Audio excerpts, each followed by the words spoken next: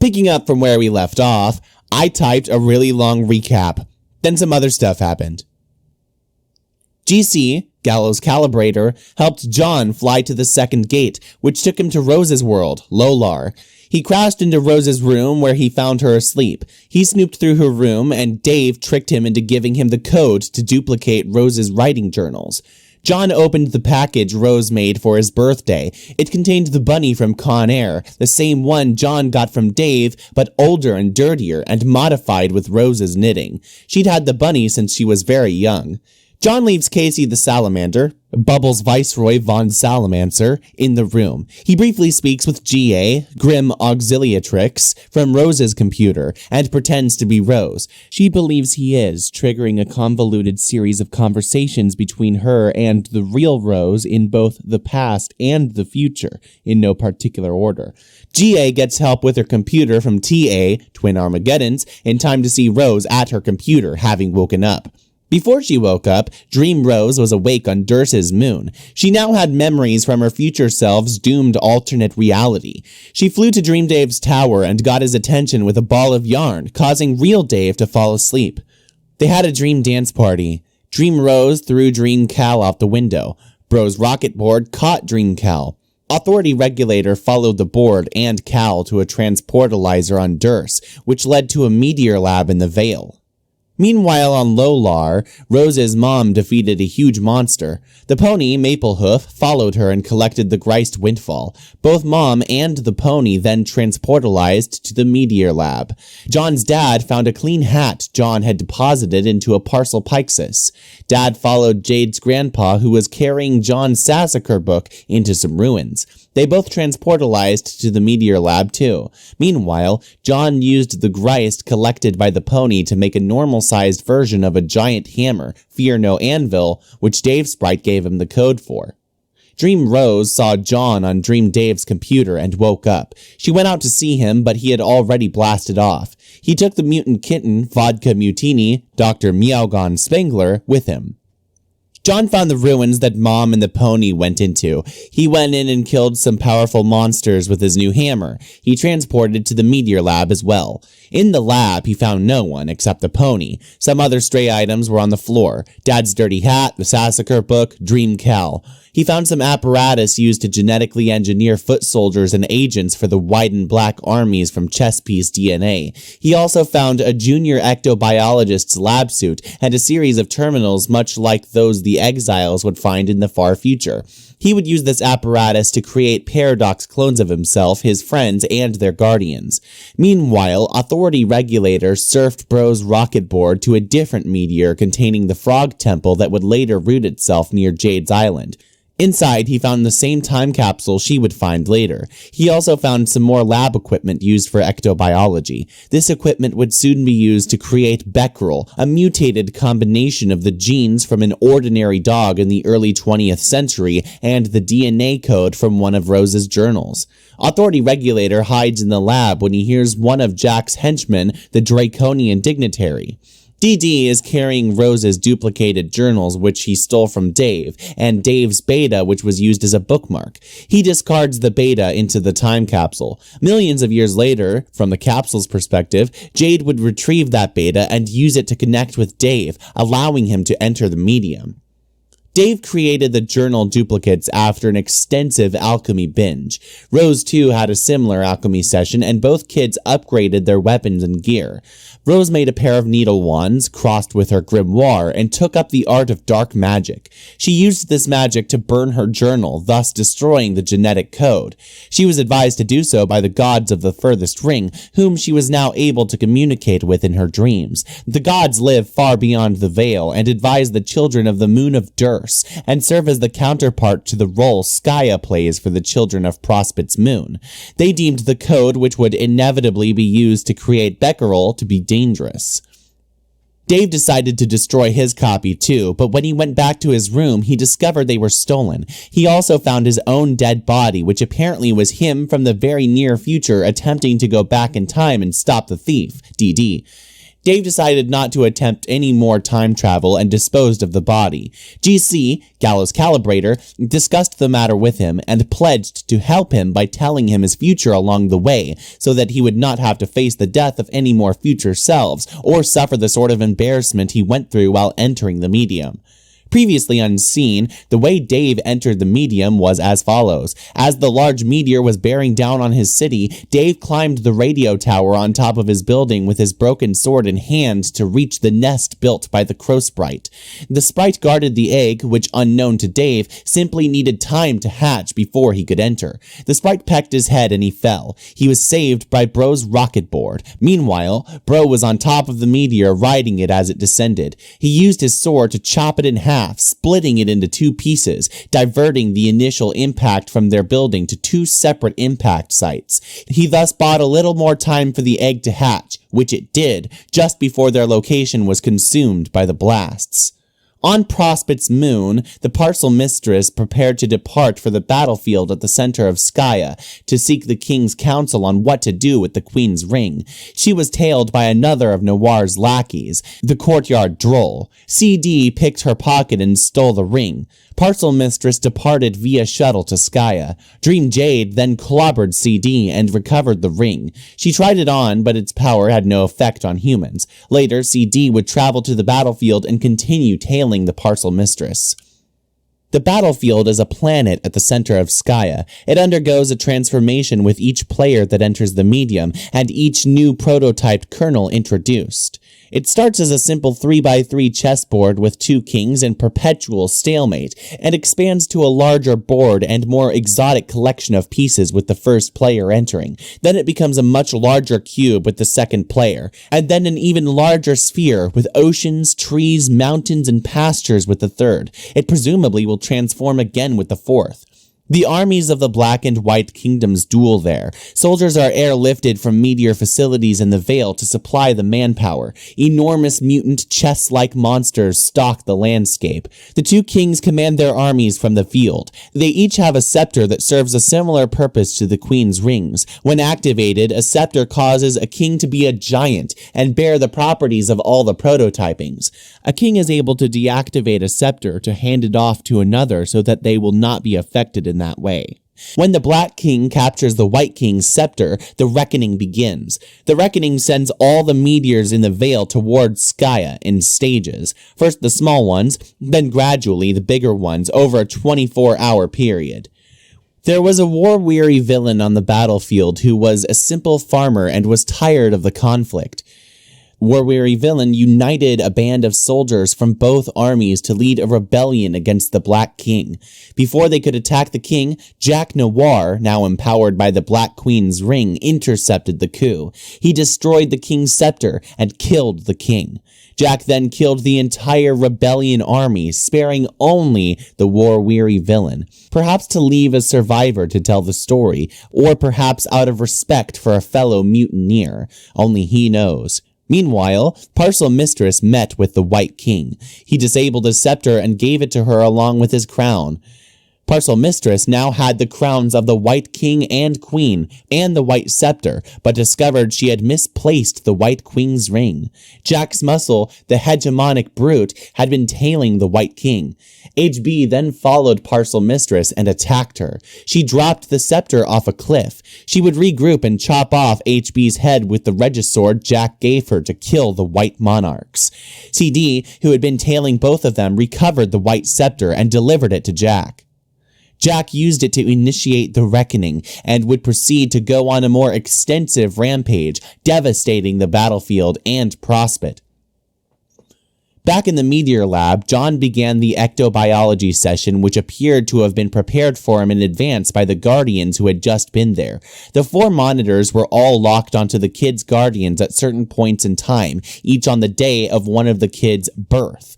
On Jade's birthday, Nana was locked onto in John's neighborhood, by the Betty Crocker factory. The meteor carrying baby Jade crashed into the factory and destroyed it. Her grandpa, the owner of that factory, would adopt her.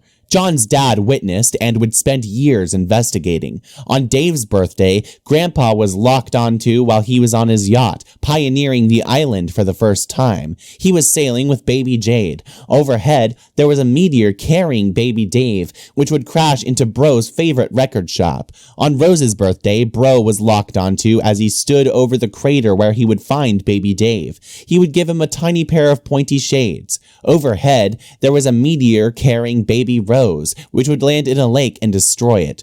Rose's mom would retrieve and adopt her. Months later on John's birthday, Mom would bring Rose to John's neighborhood to investigate the destruction of Grandpa's factory and related stellar phenomena. The target was locked onto her. Dad came out of the family joke shop to greet her, leaving Nana inside. The meteor carrying baby John destroyed the shop, killing Nana. Dad would adopt John, and Rose's mom disappeared. Dad retrieved her scarf and filed the clue away for his ongoing investigation. John attempted, unwittingly, to purify all four guardians, but since removing them from those moments would have caused a paradox, he instead paradoxified their ghost slime imprints. This slime was collected into 2 pairs of containers. One pair collected Nana and Grandpa's slime. The device then created baby paradox clones of the 4 guardians. These babies would then later be sent back in time to become those guardians themselves. Once those 4 clones were created, another sequence activated. The 2 pairs of slime tubes emptied into vats below. The Nana/Grandpa slime mixed together, and separately the Mom/Bro slime mixed together as well. An additional 4 paradox clones were created from those 2 slime concoctions. Baby John and Jade were created from the Nana/Grandpa slime. Baby Rose and Dave were created from the Mom/Bro slime. These 4 babies would also go back in time to become the 4 kids via meteors in the sequence and on the dates listed above. All 8 babies would each ride their own meteors, launched from the Veil after Jack started the reckoning, and into the defense portals deployed by Skya to protect itself. The defense portals each lead to Earth, as Skya defends itself in a way by sacrificing Earth. While most meteors are sent to the time period when the kids begin the game, many lead to a number of different time periods. Some 13 years prior to the game, used by the kids, some nearly a century prior, used by Nana and Grandpa, some millions of years ago, used eventually by the Frog Temple meteor, and some to the far future, used by the Exiles. And all 8 of them would travel with an object or animal. John with his Sassaker book, which would become the much older-looking family heirloom stored in Dad's safe, with Nana Sprite's inscription to John on it. Rose with the dirty bunny Dave gave John for his birthday. Dave with the pony Maplehoof. Jade with the knit-repaired bunny Rose got John for his birthday, which Rose cherished since birth. Nana with Dad's dirty hat. Mom with Mutini, Meowgon. Grandpa with 2 flintlock pistols, which older Grandpa left behind for him in the lab, which would eventually both wind up in Jade's room, and Bro with Dream Cal, which would later be fitted with a new personalized shirt and would become Real Cal, the same doll that would haunt Dave's waking life and consequently his dreams. All of these babies and their items would automatically be transported to their own meteors at the onset of the reckoning. John made absolutely sure to give Baby Rose and Jade their bunnies when he saw an opportunity to reenact a scene from one of his favorite movies, much to the dismay of a watching CG, carcinogeneticist. While Authority Regulator was in the Frog Temple lab, he would see more of the young Nana and Grandpa's story. On 4/13/1910, exactly 99 years prior to John's birth, baby Nana's meteor destroyed a bakery owned by Betty Crocker. Nana was adopted by Crocker's husband, Colonel Sassaker, and taken to live in his mansion. 8 days later, Grandpa's meteor destroyed the doghouse belonging to Sassaker's dog, Hallie. Hallie was elsewhere and was unharmed. When Sassaker and Nana went to investigate the crater, Sassaker was shot and killed accidentally with one of Grandpa's pistols. Hallie then showed up, who young Grandpa would tend to pronounce Harley due to his speech impediment, and would largely serve as their guardian for the next 13 years, with presumably some parental influence from the wicked Crocker. Nana would stay behind, contend with the Batter Witch, and master the art of baking as well as take up her deceased grandfather's tradition of pranksterism. Harley was locked onto by the Frog Temple's equipment. DD activated the device and produced a Paradox clone of Harley combined with the controversial Meow code to create Puppy Beck. The spectacle terrified Authority Regulator, leaving a major impression on him. He would recognize Beck's silhouette carved on Wayward Vagabond's pumpkin years later. The pumpkin commanded his fear and caused him to surrender. Meanwhile, the grown-up versions of Mom and Dad were on board a flying battleship belonging to Grandpa, who piloted it towards Skaya. Dad gave Mom her long-discarded scarf from the day he lost his mother and found his son. The two guardians traded gestures of affection. Jade remained asleep through it all, trying to stay on the moon as long as she could until she figured out how to wake John up. She talked about this with AT, Adios Toreador, who revealed he preferred his dream life on Prospect more than any aspect of the game, and regretted all the trolls' dream selves were now dead. Jade expressed surprise at the notion of dream self-mortality. After Jack used the power of the ring to devastate the battlefield and the two armies, he turned his attention to Prospect, inflicting severe damage the same way. He then cut the chain connecting the moon to Prospect, sending the moon plummeting through the atmosphere of Skaya and breaking up in the process. Dream John, still asleep, fell out of his tower and drifted down ahead of the falling moon. Dream Jade flew to intercept him and spent a moment attempting to wake him before the moon's collision was imminent. At the last minute, she flung Dream John out of the blast radius but was not able to clear the blast herself. She died. The blast left a massive crater on the battlefield. This was the first thing Dream John saw when he woke up. The death of Dream Jade caused her Dreambot to malfunction and explode, destroying her room. Still asleep, Jade fell from her tower as Beck watched from a distance, and an enormous meteor loomed overhead. Elsewhere, on Dave's world Lohack, Bro dueled with Jack briefly. It was a stalemate until Bro plunged his sword into the large floating record platform they were fighting on. This released a mysterious energy from the cracks. Bro escaped. Rose completed her final GameFAQs walkthrough entry and used magic to seal it in a server in the furthest ring to be accessed by players in worlds beyond their own. She had destroyed her first gate on a whim and resolved to search for answers to remedy the hopelessness of their doomed session. Meanwhile, Dave entered his first gate, riding into it with his awesome skateboard, Unreal Air. The four exiles arrived on Earth years after its apocalypse, but years before they found their respective command stations. Wayward Vagabond wrapped himself in John's dream blanket, which became dirty and unrecognizable over time. He found it along with a Jack-like doll on the battlefield, which formerly sat in Dream John's bedroom, haunting his dreams. The war-weary villain ripped it apart. The peregrine mendicant wrapped herself in a Prospect banner, which too faded in time. Aimless Renegade wrapped himself in caution tape using his own supply, as well as some fresh rolls he was lucky enough to discover near the ruined Frog Temple in one of Grandpa's old crates. This was after he escaped that same temple in the Medium and found the meteor lab in which John slept. That meteor then took off for Skaya via the Reckoning. Authority Regulator taped John to the rocket board and cast him off before the meteor went through a portal. Thus, Aimless Renegade became exiled.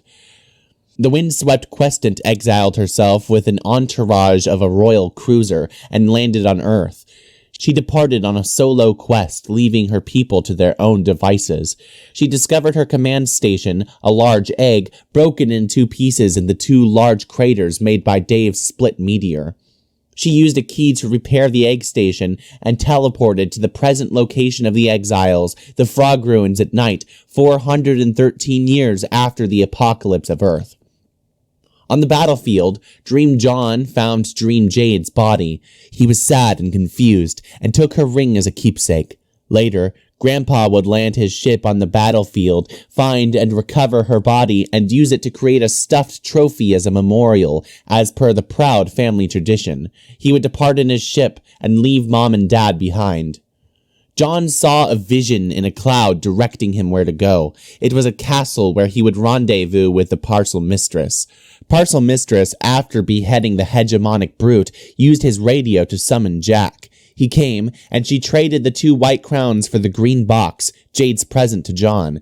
He appeared pleased to uphold the bargain, either out of the misunderstanding that he was still under control of its contents, or out of respect for the parcel mistress's tenacity and brutality in pursuing the prize. Only he knows.